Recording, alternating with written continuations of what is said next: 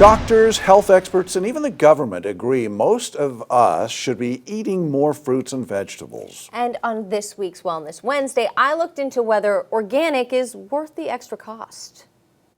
It was a hobby gone wild. My parents were avid gardeners, and my father died from exposure to hazardous chemicals on his workplace. So that's something I didn't want to repeat.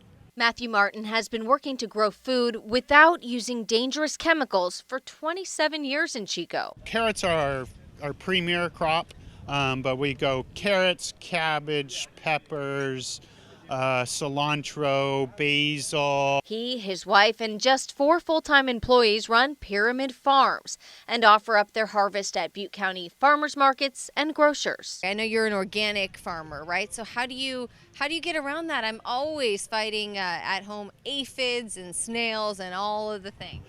Well, with organic farming, my first protection is healthy soil, because then the healthy soil makes healthy plants. Plus, he says crop diversity prevents any one pest from taking over.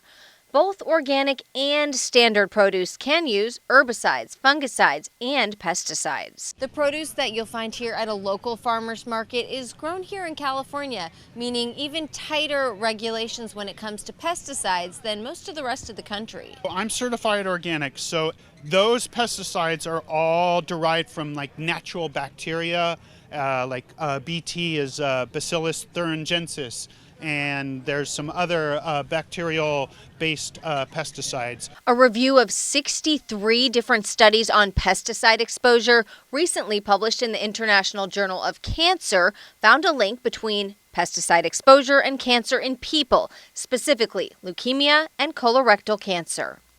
But UC Agriculture and Natural Resources experts say anything you buy in California is safer than the rest of the country. Our regulations are more strict. Even if in the case someone took home produce and ate it without washing it, they're still not at risk of ingesting any kind of poisonous levels of pesticides. And even federally, regulations are in place to keep you safe. Back in January, the USDA's 2022 Pesticide Data Program Annual Summary showed that over 99% of the samples tested had pesticide residues below EPA benchmark levels. And to get rid of that remaining residue, rinse it and or soak it for at least a minute, you're good. It just plain water. The EPA reviews pesticides on all produce for cancer risk and endocrine disruption using studies on mice and rats, peer-reviewed by the Cancer Assessment Review Committee. And while shopping organic to further limit exposure can cost a little more, some feel the value goes beyond avoiding chemicals. We vote with our dollar, right?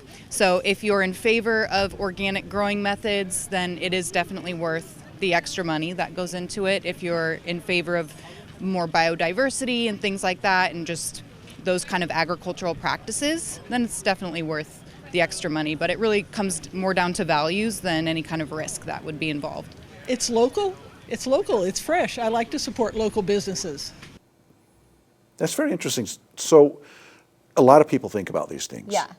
And a lot of people don't. So for those who don't, are there some types of produce that are more heavily sprayed than others? Yeah, and every year it's different. In fact, there's this nonprofit called the Environmental Working Group. They put out something called the Dirty Dozen list each year. That's the 12 produce items that are sprayed the most heavily for that year. And this year, the ones to look out for with the most chemical residue, after all is said and done, that was strawberry, spinach, kale, grapes. Those top the list. So you might want to swap to organic just for maybe those specific items and get the regular, less expensive stuff for the rest. I like the strawberries and the grapes. Me for too. sure. Yeah. I know. Well, all right. Really good. Interesting. Thanks, Hayley.